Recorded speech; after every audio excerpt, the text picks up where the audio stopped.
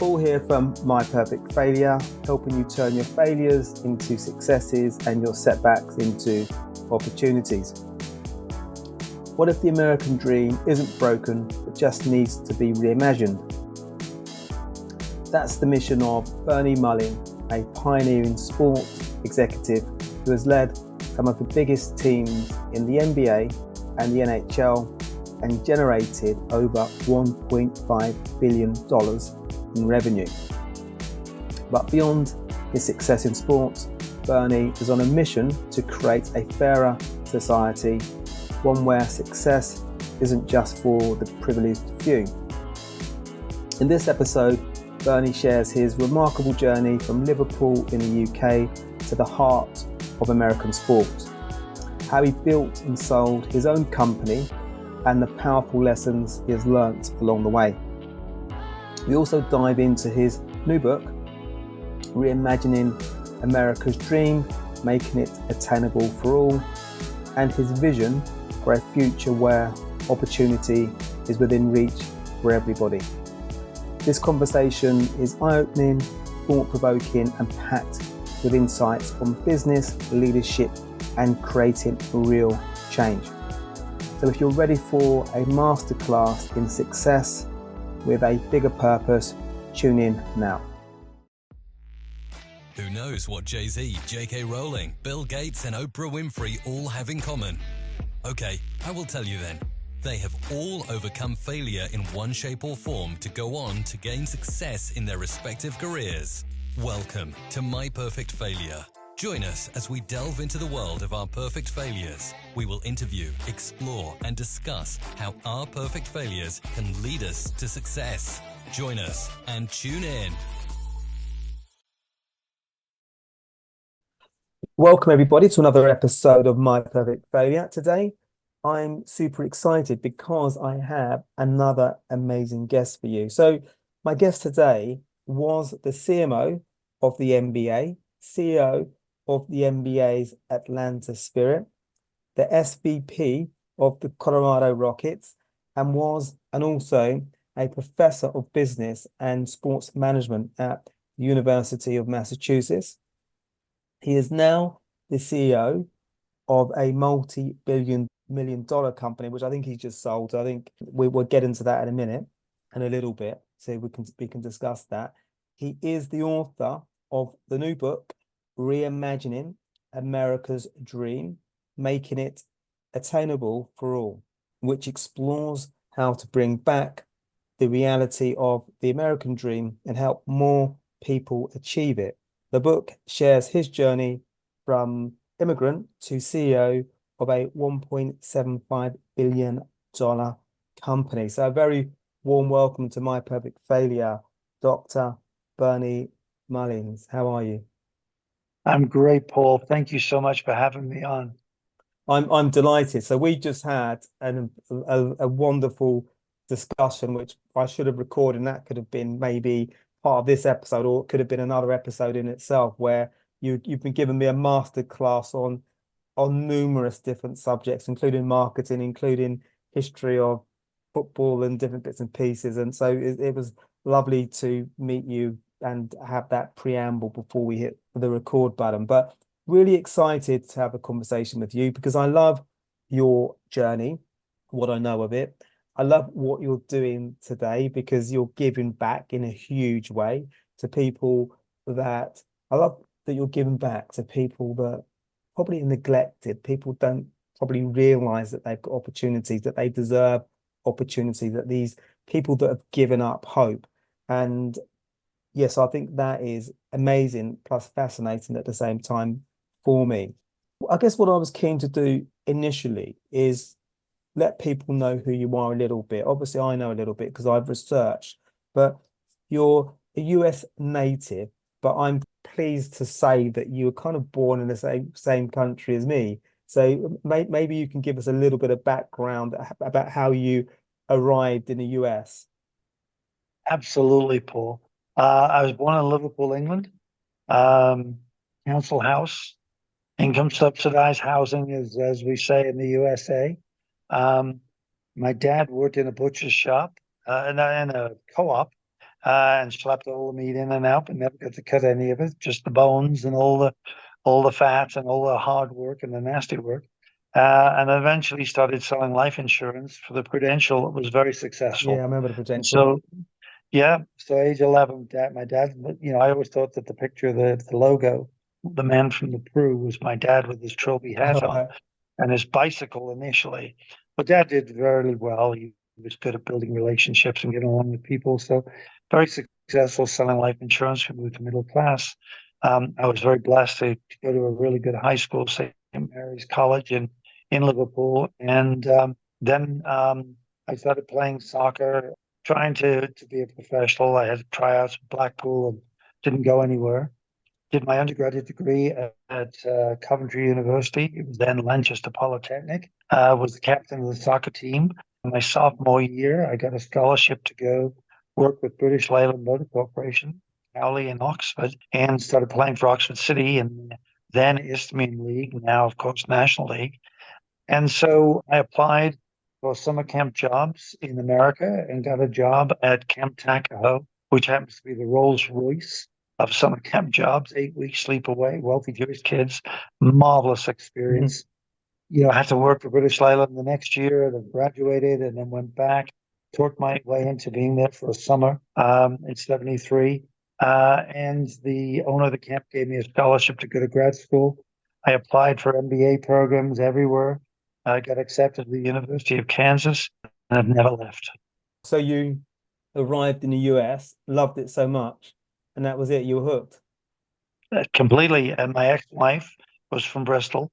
She Okay. was a great athlete. When she went to Warwick University and Coventry School of Education, was going to be a teacher, and she fell in love. She came over that second summer with me, and fell in love with America also. And so we moved here and we started our family, and my career was amazing. It was grad school at Kansas, and I stayed on to do a PhD. It was the easiest way to stay and get a green card. Taught at UMass, as you said earlier, Paul, for 10 years, built the sport business program and wrote a book on sport marketing. Then after 10 years, I decided to see if it really worked. Went to the Pittsburgh Pirates, who were terrible, worst team in baseball. Turned them around on the business side from 700,000 fans a year to 2 million a year. Then was one of the first employees at the Colorado Rockies, new baseball team. And we broke the world's all-time attendance record, 4.483 million fans, 58,000 fans a game. And we would have 10-game, 12-game, 14-game homestands. And we put huge crowds in game after game. It's amazing. Did that, ran a hockey team, a pro hockey team, because I wanted to run the sports side of it so I could become a president and general manager, CEO. Did that, then was vice chancellor of athletics at the University of Denver in NCAA athletics, took them to Division I. They've since won 18 national championships with the investment, the platform, the facilities and programs we built for them. Then I became senior VP of marketing and team business at the NBA, as you said, where we built the best practices unit. 4 years as CEO of the NBA's Atlanta Hawks, NHL's Atlanta Thrashers, and Phillips Reedon. And then the last 16 years building my own business, which, I did sell last year. So I'm chairman emeritus and consultant for them, helping them bring new business. So been incredibly blessed with my career. Yeah. What's interesting about that, there's loads that are interesting. One, that you've worked in really wonderful sports. So different from basketball to hockey to American football. So you've had presence and involvement in all those sports. But they all sound incredible. Although I would love to work in those careers, and I'm sure most in those industries, I'm sure most people that are listening to this that have got any sports appetite would think, wow, that's fascinating. It'd be great to work in those. But they all sound incredibly challenging. So you strike me as somebody that loves a challenge, because the Pittsburgh, I forget the name of the team, but the Pittsburgh Pirates, you took over those guys. There were some significant challenges. I'm just intrigued around your mindset around taking that on, because the reason I asked the question, because I can imagine that there could be a lot of very capable people that would think that sounds great, but I don't, that sounds a lot of work. What was your mindset around taking on something like that? Well, I think the mindset was very much the Yorkshire expression, where there's muck, there's brass, you know, Okay, and it's hard where there's work. a dirty job to be done, there's money to be made. Because Okay. most people don't want to take them on. So we were the worst in the league in attendance. We were the worst in the league in win-loss record. We were losing well over 100 games. We had 7 players in the federal grand jury drug trials who, I mean, we had a player, Dave Parker, who put $1,000 worth of cocaine up his nose every day, and all that leaked Mm, out to the federal grand jury drug trials, which it's all supposed to be secret, but it wasn't. And we used to give away these little radios, and the fans would pull the radios out. If they were in the outfield where Dave Parker was at an outfield, they'd throw the batteries at him. They hated him that much. You know, and I can remember one day that we did a settlement with him. We had to write a check for him for 4.5 million, even though he didn't play for us anymore. With a couple of years he had left on his contract. And I couldn't get $50,000 to build a database division, hire someone, put all the Pirates fans' names and addresses and crazy. contact into a database. And I'm thinking, we just gave this guy 4.5 million, doesn't even play for us. This is insane. So it was an incredible challenge. But when we turned it around, we went from 700,000 fans in a season to well over 2 million in 6 years. And it was phenomenal Phenomenal. satisfaction. So I don't mind a challenge. My dad was a sergeant major in the army, tough nut, boxer. And I washed his car starting at age 8. And the first time I said, sir, I've finished your car. And he brought me out, put my head, and got my nose and rubbed my nose in the dirt under the bumper because I hadn't cleaned the bumper. And today he'd be arrested for assault. You know, um, Yeah. then that was tough love. I mean, do you think I ever left the bumper or the inside of the doors of the car dirty or the wheels, Yeah. anything other than shining perfection? Of course not. So he told me that the difference between a winner and a loser is the winner gets up one more time and says, it Yeah. shall not defeat me. And so that was the Mm. nature I had. I wasn't talented enough to be a pro, but I did play semi-pro, and I was a sweeper, a stopper. You came in my penalty box, a 6 yard box. You knew you were in a game. I looked at the I love referee it. and I looked at the linesman and I kicked the crap out of you. I Yeah. was, you will not get out of this feeling good about your experience. You will, if you're a center But forward, you'll probably go 10 yards away from me as quick as you can, because I'm going to make it tough. they, And that's the attitude, to be yeah. honest with you, Paul. No, I love that attitude. That's why I was keen to ask that question because I think it's very easy to not walk away from a challenge, but avoid a challenge. And so I was keen to understand what your mindset is or was and is around taking on that was a very significant challenge when you took over Yeah, the Pittsburgh Pirates. So fascinating yeah, around and that. it is. And when we talk later about the book, it's central parts of the book. My dad taught me a couple of things. One was hard work, and the rubbing the nose in the dirt was evidence of that. Um, I had an unfortunate experience where I stole apples from my aunt's backyard with my neighborhood friend who was 2 years older than I was, and got back in the afternoon in the kitchen and I threw up the apples. They were baking apples. I didn't know what baking apples were. You couldn't eat them raw. You had to cook them. And so I lied about what had happened and finally, blamed my neighbor. So my dad hooks me to my neighbor's house and Malcolm says, no, he was the one who told me about the apples and it was all his fault. So I got 2 whoops to the belt for lying, 2 for blaming it on someone else, and 2 more for not, um, telling the truth from day one, taking responsibility. Yeah. So honesty, integrity, the word you bond, hard work, have been ingrained in me. And so I don't mind taking on tough challenges. The Atlanta Hawks were the worst team in the NBA. The Atlanta Thrashers, National Hockey League team, were an expansion team that never had a winning season. So taking them on was tough, even though the arena Phillips Arena, now called State Farm Arena, was one of the top revenue generating arenas in the world. So that part was good. But the two professional teams were brutally tough too. Yeah. And we And had 9 owners who didn't like each other, were suing each other in court. So that made it very challenging. But I've not been afraid to take on tough challenges. And I would encourage anybody and all your listeners to take on the toughest challenge you can. yeah. If you fail, you learn massively. And if you don't fail, you build a reputation, which is what I was able to and be very blessed to do. And I guess even if you do fail, you learn lessons which ultimately will lead to success, a great reputation. So it's kind of like a win-win. As long as you said at the outset, as you get up, we have the setbacks, which you will have. Taking anything which is challenging, we will encounter difficult moments and we will get some bloody noses on certain days, but it's part of the growth, it's part of the learning, it's Absolutely. part of the journey. I remember my first year with the Hawks, and we drafted young.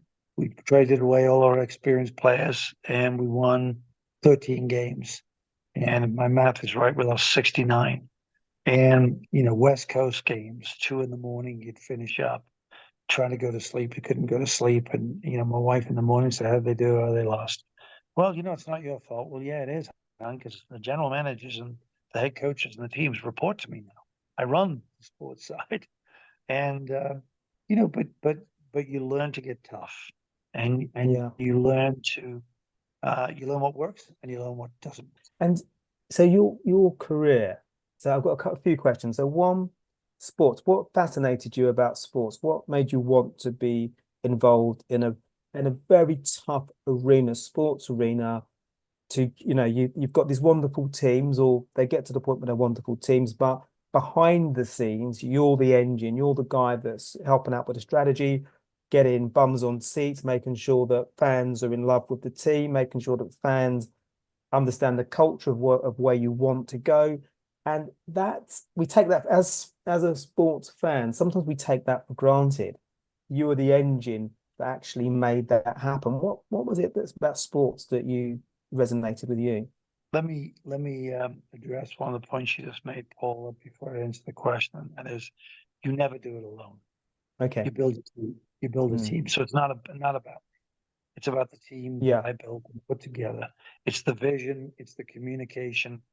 It's all of those things that really do create the success.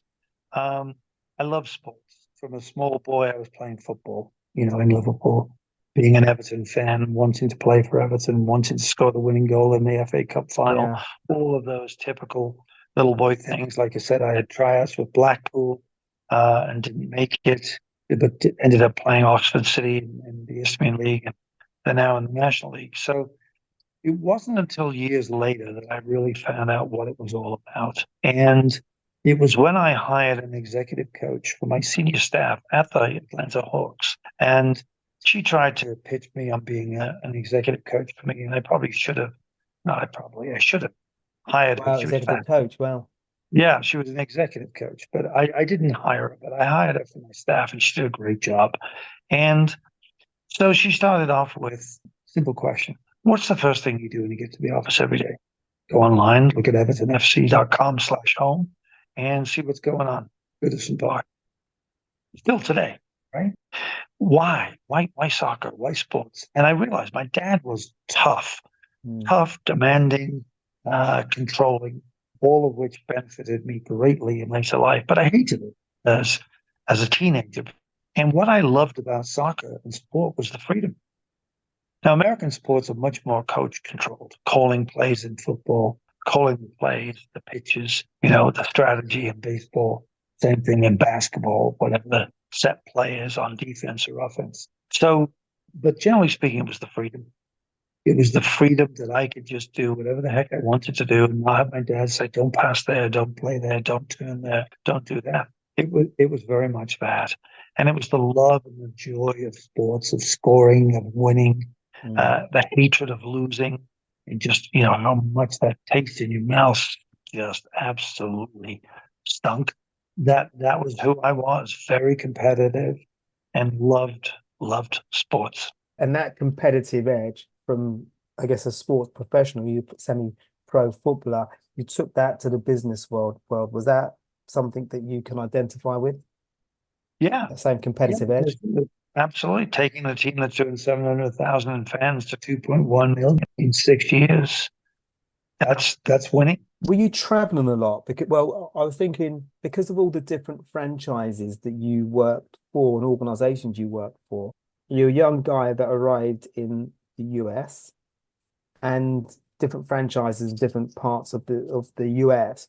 Were you fairly mobile that you were moving to different states for these positions? I was mobile and moving where I was living and working. Okay.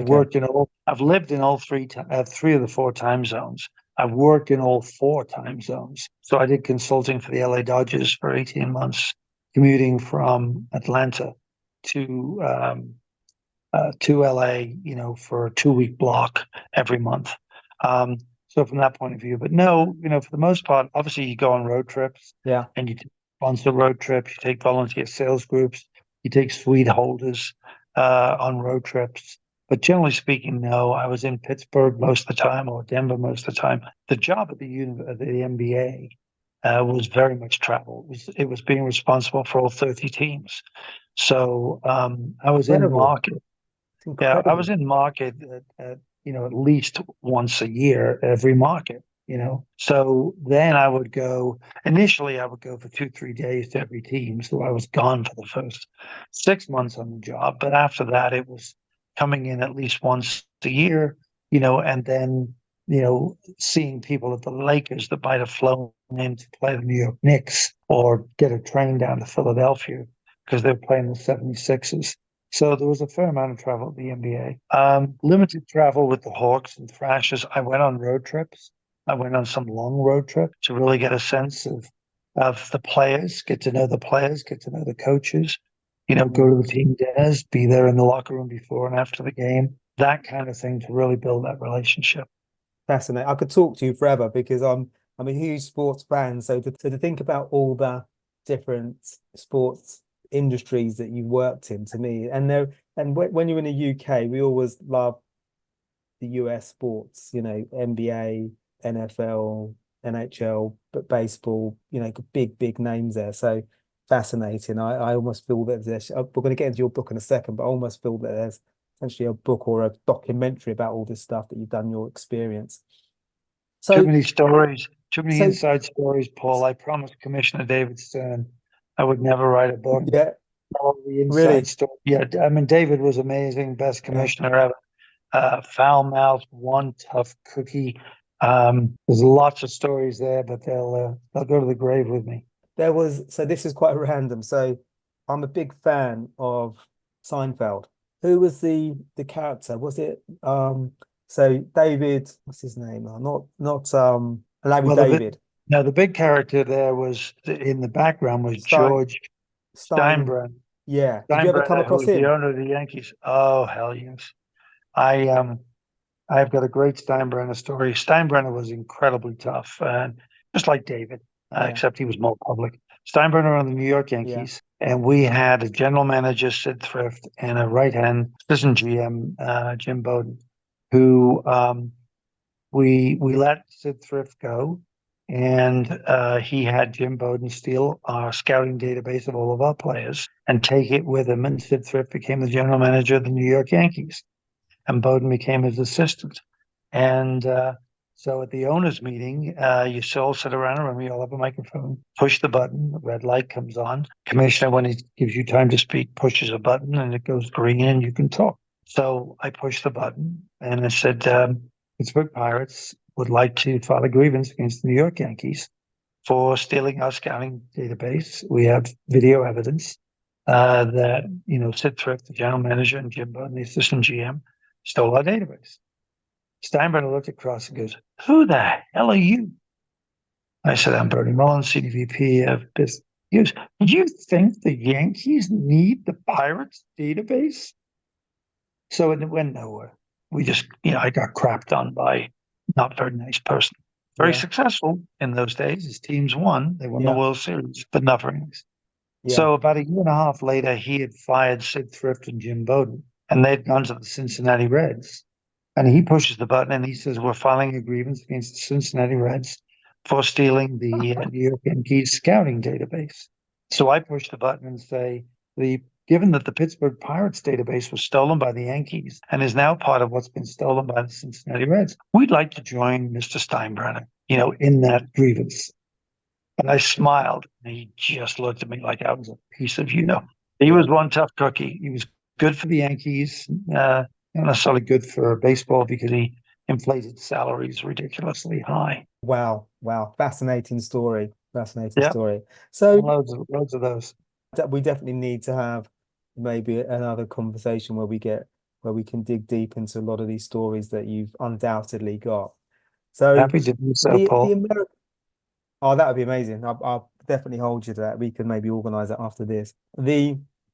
So the American dream, you've lived the American dream. Everybody that's listening now will definitely be fascinated with your journey, what you've done, a lot of the stories that you've got. But a young guy arriving in America. There's been lots of young people that have arrived in America or born in America, or women as well, that maybe the American dream has eluded them for one reason or another.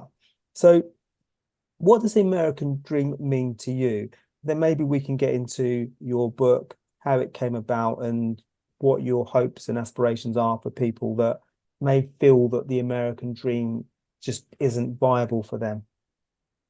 Absolutely, Paul. My definition of the American dream, and when it was first brought up in the early 30s, I think a lot of people thought it was owning your own home, white picket fence, all that kind of stuff. But for me, it was a better life for me and a better life for my kids and my grandkids, which I've achieved. I do have to admit that maybe, I could have had I mean, I should have been the CEO of Everton Football Club. I mean, that's, I need you you know, now. yeah, well, now they got Colin Chung. He's a great CEO, and a Okay. lot of my Okay. friends are doing a great job. But really, more than anything else, I put a lid on my own thinking in England. The old phrase of hard to be a prophet in your own land. So Mm. I needed to go, I needed to move, and that's what it was. But it's all about a better life, a better quality of life, and a better life experience. And, the American dream is really, liberty and the pursuit of happiness. Yeah, that totally makes sense. But your book, clearly, we need your book because for a lot of us, for a lot of people, particularly in the US, they probably are at a point in their lives where, well, maybe they've always been at that point where they think that the American dream is for others and not for them. So clearly, you felt something or saw something and you thought, I need to do something about this. I want to be part, I want to help people that may feel that they're destined to live in the circumstances they are in now and they can't really maneuver beyond that. So what was your inspiration behind putting your book together? Well, the inspiration grew over time. So quickly, the first part of the book is state by state, wherever I'm living, the job I'm doing, and where I was at that time mentally. And I hate politics. I don't like politics. I don't trust Yeah, politicians. So it's weird that I wrote a book about that really is, political strategies and policies.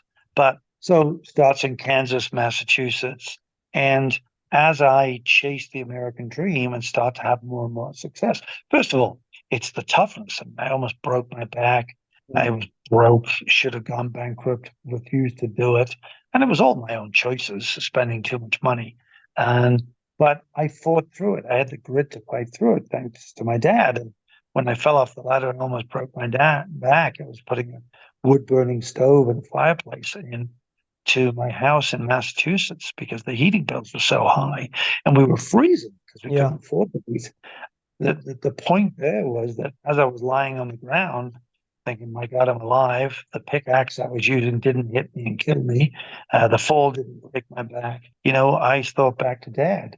And, a winner and a loser, the winner gets up one more time and says, it will not defeat me. That was very much in there. So the book goes state by state, job by job. And okay, then it parallels my social consciousness of not everybody's in the position that I'm in. And So the latter part of the book is Pew Research top 10 social issues in America, and recognizing that the American dream was very aspirational for me. It drove me, it kept me going.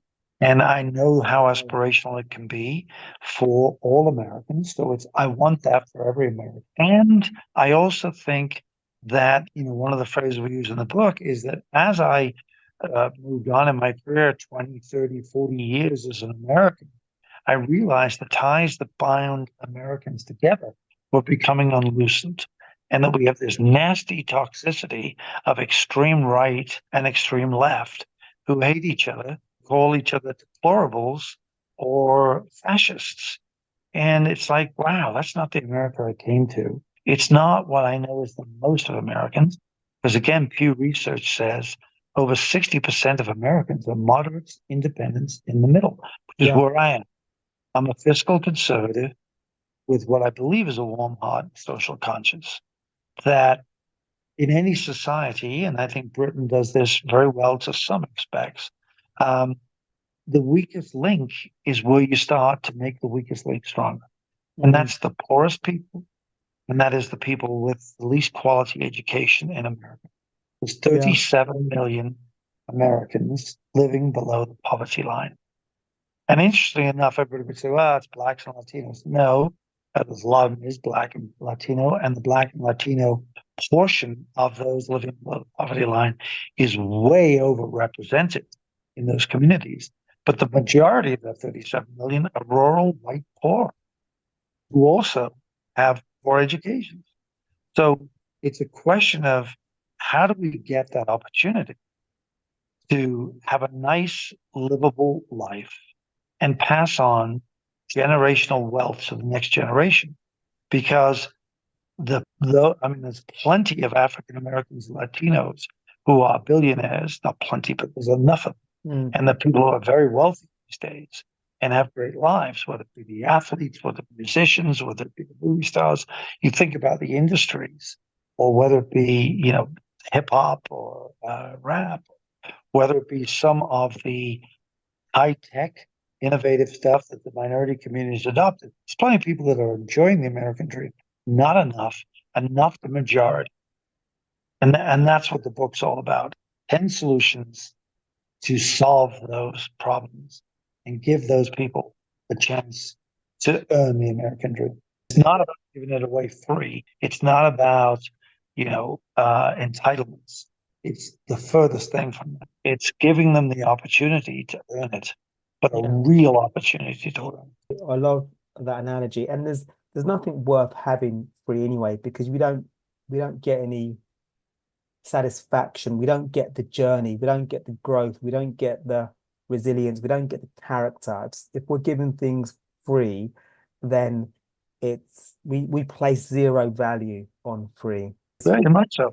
We place value on effort, application, learning, the growth. That's where all the, I don't know, that character comes from. The character and everything else, and the grit and the longevity is being down 1-0 and finding a way to come back and win that game, win that match.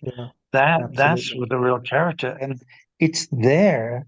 I think that some of the political parties on both sides of the Atlantic, I think Britain, same kind of thing as on this side of the Atlantic.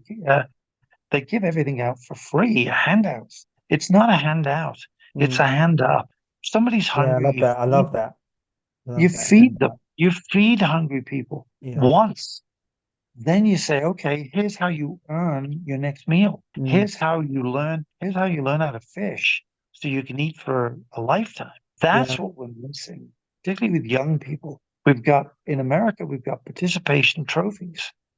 I don't care about a participation trophy. There's a champion, and the next person is the first loser. All respect to Arsenal fans, and my oldest grandson is a huge Arsenal fan. Yeah, you finished second. Yeah. Okay, so you got the prize of being in Europe automatically into the group stage, but you're the first loser. And I don't want to be the first loser. I want to be the champion.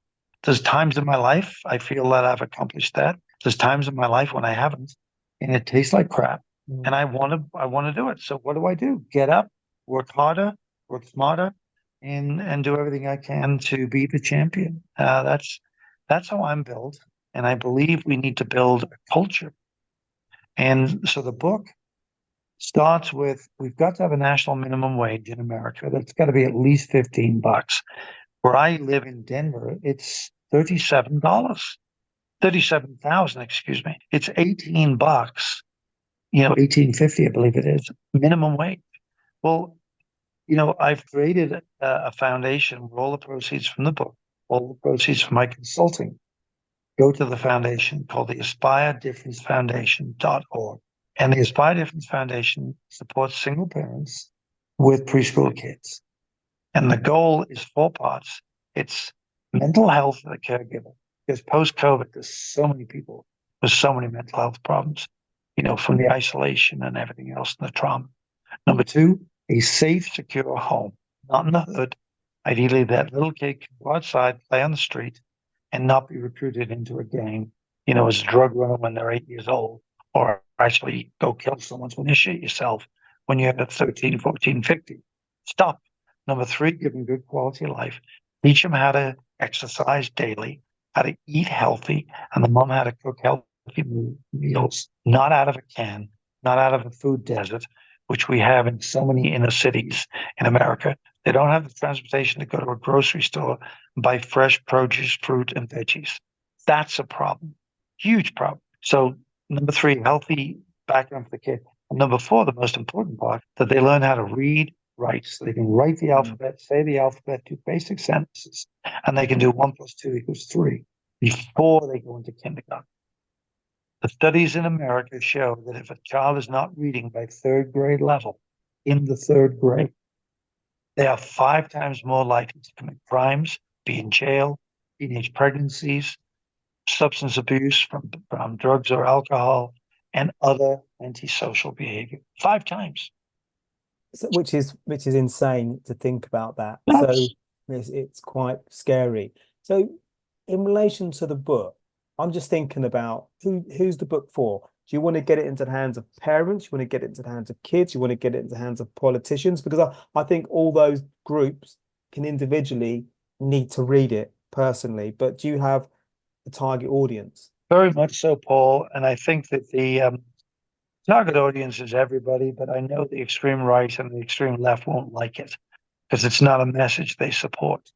Like I said, I think some people on the extreme left and political parties are deliberately holding back for less well-educated people that in America tends to be mainly minorities. By giving them all this stuff, they're stopping their drive. And then I'll give you an example is when I lived in Georgia, which was 19 years before I moved back to Denver, you had all the people saying, you can't require a driving license to vote. Why? Because Black people don't have driver's licenses. That's the most racist, insulting thing you've ever heard. Insane. Of course they do. Of course they do.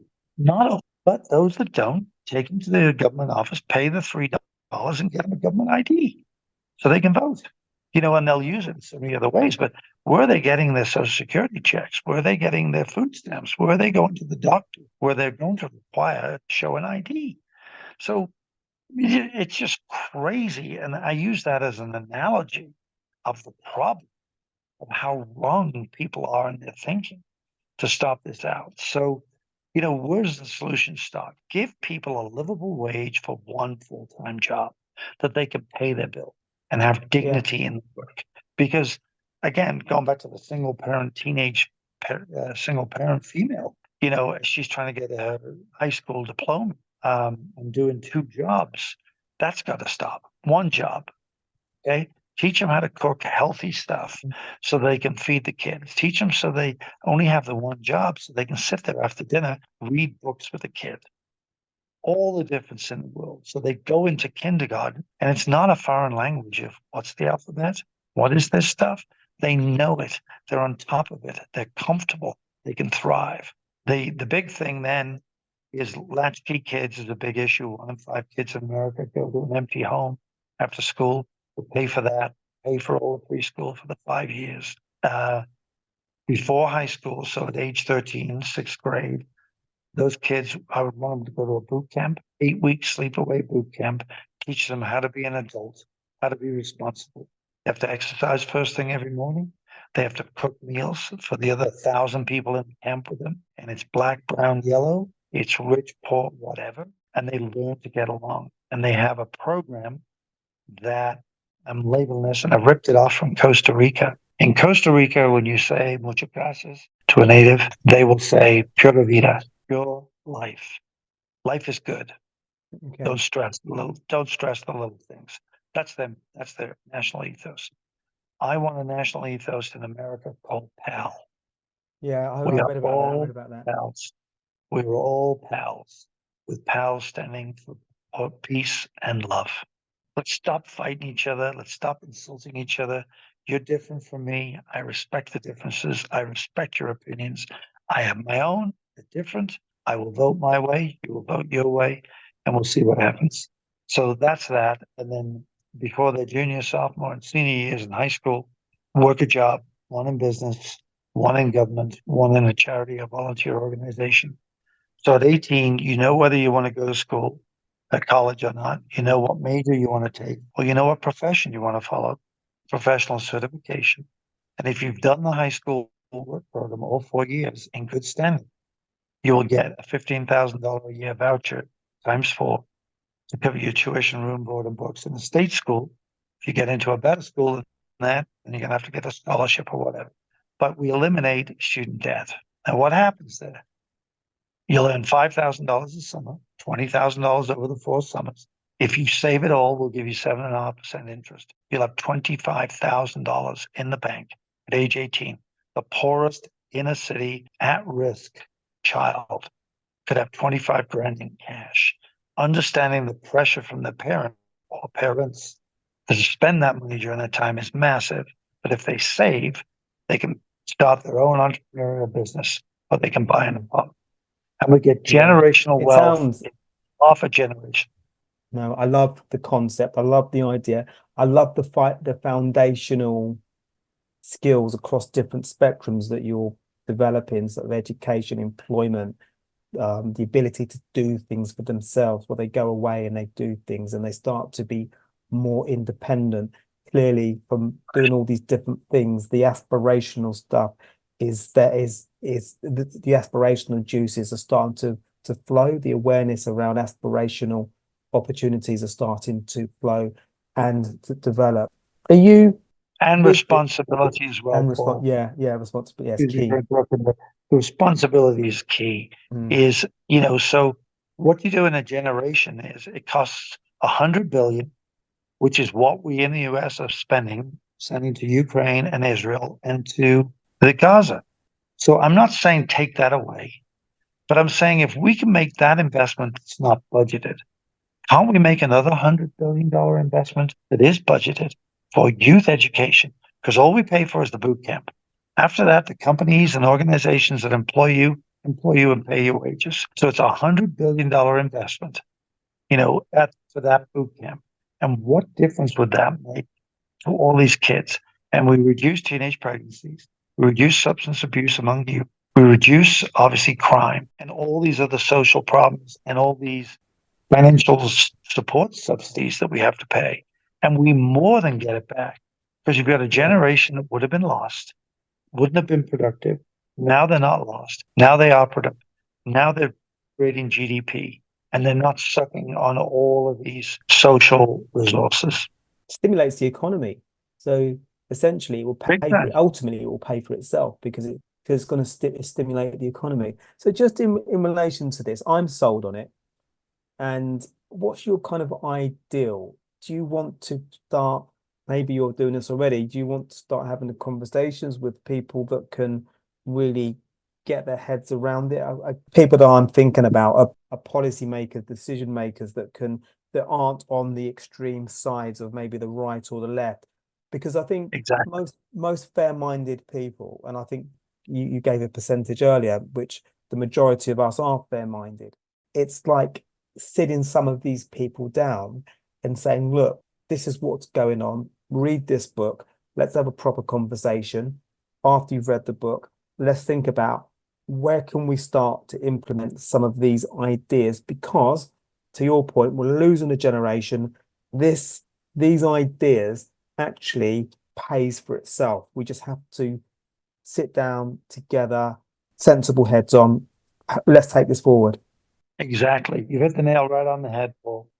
It's politicians and policymakers and the people that can influence them. And it Yeah, is most likely people in the middle. So yeah, I'm trying to balance left and right. So I lived 19 years yeah. in Georgia. I've got connections to Governor Brian Kemp in Georgia. So I've reached out to his office to try and get some time with staff or senior policymakers. And then the same thing where I'm living now in Colorado. My daughter is the deputy district attorney. Obviously, she works in government. High profile case. She just recently put a pimp in jail, 18 indictments on 7 young women for 448 years. So So through the how many? whole Sorry.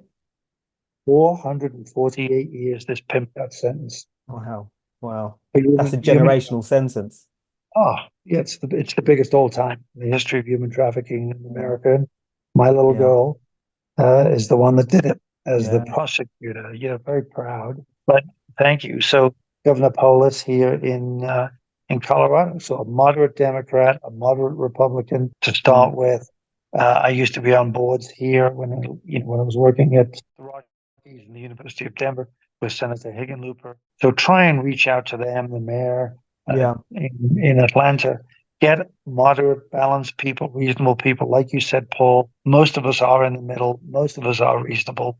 And try and get them excited about adopting at least pieces of it. The PAL campaign, adopt the boot camp, adopt the work program, things like that, and show them how in the short run it can be cost effective, and then in the long run, how it can be cost effective. also as well, I'm thinking of them even for selfish reasons. It shouldn't be for selfish reasons, but even say put it for selfish reasons. Implement this is almost doing their job for them. These Mhm. ideas, these initiatives, it's kind of like actually this can be part of your program. This can be part of your Yeah, manifesto. This can be exactly. part of your regeneration for your people. It's there for you. You don't really have to. You can add to it. You can add some layers to it if you think, because obviously different states will have their own peculiarities in terms of how they're set up and how they function. But fundamentally, this can help you regenerate your area, stimulate spirit, stimulate people to want to get up, want to take responsibility, have hope. So it feels to me quite exciting, but I guess we have to start somewhere. Yeah, I think it is exciting. The potential is amazing. We start somewhere. We don't Yeah, start somewhere with a whole program. The boot camp, start with the boot camp. You start yeah, with, do a yeah, national, a statewide branding program of, everybody in Georgia, we're all pals. You know, mm, yeah, the diversity in Georgia might include it in some cases. There's going to be racist people on both sides, yeah, but generally speaking, in Colorado, you've got a much more homogeneous mix. You've got the minority here is mainly Latino from all the Mexican agricultural workers that have traditionally come to the state and construction workers and so forth. We've had a huge recent influx from Venezuela, because of the economic problems there. But yeah. all of those people getting behind, we are one. Act like brothers and sisters, not act like enemies. No, I'm on board. I'm not in America, but I'm on board. I'm on board in because the spirit, I think applies not just to the US. I'm based in the UK. I think it Yeah, applies to the UK. We have our own challenges here, where I believe that we don't have the term the American dream, but certainly I feel that there's people that have made it, people that are making it, and people whose dreams are still intact. But I still feel yeah, that we've got a significant number where the dream either was never there or they given up on everyone. They think a dream is the pre-domain for other people. So the principles of the book apply, I think, globally and clearly to the US. couldn't agree with you more. Okay, okay. Conscious of your time, Thank you. I've really kidnapped your morning. So I've got two. I No, think I've not got a worry. You I've willingly. Thank you. well, no, well, it's been fascinating, and hopefully we'll have many more conversations. So Yeah, I've got a couple of questions. I think I've got a minimum two. So yeah. where can people get the book? They can get it at Amazon, Barnes and Noble, and Kobo. You know, Okay. they can go to their favorite bookstore and order it. Okay, lovely. So we will put that on the show notes. And if you're a politician in a state in America or even in the UK, definitely get the book. And if you if you are a politician and you are that middle ground and you feel actually, I love some of the ideas, the initiatives, maybe they should just get in contact with you directly and say, look, I love the Yeah, book, love the ideas. Let's have a conversation. Let's have a coffee and see what we can do. I would love And that, Paul. It's Bernie, BERNIE dot Mullin, MULLIN, at Playfly, PLAYFLY.com. That'd be very entertaining and happy to chat with anybody. Thank you. yeah, absolutely. Definitely get in touch with Bernie and yeah, let's make this happen. And I think my last question is if you could invite, this is the recurring question, so I'm fascinated to see who your three are. So if you could invite three inspirational people for dinner, they can be alive or past, who would you invite? Well, I would invite three dead people, funnily enough. Okay. I'm a Catholic Christian, good Irish Catholic out of Liverpool. And so I'd invite Jesus. It'd be fascinating. Of course, he'd probably tell me all the errors of my ways and all my, but I'm willing to take that challenge. Second is Nelson Mandela. Think he's an amazing man. Saw the movie Invictus. Never met him, unfortunately, but what he did after being treated so badly and to come back and be a man of peace and to embrace the white community and not cause the race riots that could easily have happened in South Africa. And then finally, Queen Elizabeth II, Her Majesty. Okay, yeah. An amazing woman who gave her life up at a very young age for the Commonwealth and certainly for Great Britain. And I was not a loyalist and a royalist. As a kid, I sang God Save Our Gracious Queen, slap her in the belly with a Wall's ice cream. I'm afraid that's what I was as a kid. Yeah. But in later life, I realized amazing woman, amazing queen, amazing politician, amazing person who made Britain and the Commonwealth a better place. Yeah, no, I agree. I think so there's phenomenal dinner guests, by the way. And yeah, the Queen, I think she transcended even if you're not a loyalist or a royalist, she Yeah. transcended that. I think people that weren't even royalists could identify that she was a great person, was a very honest person. And definitely I feel that she was batting for everybody. And I think she'd love the principles of your book. And I think she would be something that she would encourage even the UK system to look at and adopt, because I think she was about the people. I'd love to have met her. Yeah. And given her a copy of the book and say, tell me what you think, Your Majesty. Yeah. It's amazing monarch and made Britain and the Commonwealth better because of her existence, which I think, as a final thought, Paul, all we can do is make the world around us a better place. And that's what the book's trying to do. That's what I'm trying to do. And that makes me feel good if I can achieve that and if my family can achieve that, which I think they're doing. Yeah, no. Well, I think everything starts somewhere and it starts with the book, but it probably starts with your journey actually to the States and now the book and now you're giving back. And I'm excited because you're an achiever, because you're somebody that gets up. I'm excited to see where this goes because it's about having those little conversations that lead to big conversations. So I'm excited to hear about where this goes. And I know that we will stay in touch and we'll do this again. Very much so. Thank you, my friend, or pal. Pal. Yeah, I like that. Yeah, pal. And we're a best-selling book already. Only 2 months on the market, but excited to try and influence more people and have more good in the world and give the dream to everybody as a realistic, attainable opportunity.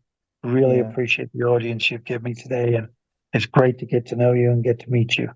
Absolutely, absolutely. And the dream is for everybody. That's what we need to stick to. That's what we need to remember for all of us. So yeah, so thank you. Bernie, this has been amazing. I was excited for this conversation, excited for more, and I will be in touch with you and your team and we can organize lots more conversations. Absolutely. Thank you so much. And thank you everybody for tuning into this episode of My Perfect Failure. We're always looking to grow the show. So if you're watching on YouTube, please do hit the subscribe button. button even. It really does help us grow the channel. And your feedback is really welcome. So we want to know about the things you like and equally the things that you don't like. So you can find me at paul@myperfectfailure.com, or you can find me via the website. So take care for now. Bye. Thanks for listening to My Perfect Failure podcast. Be sure to visit www.myperfectfailure.com to join the conversation. Subscribe to our podcast on iTunes or Google Play. Look out for our next episode.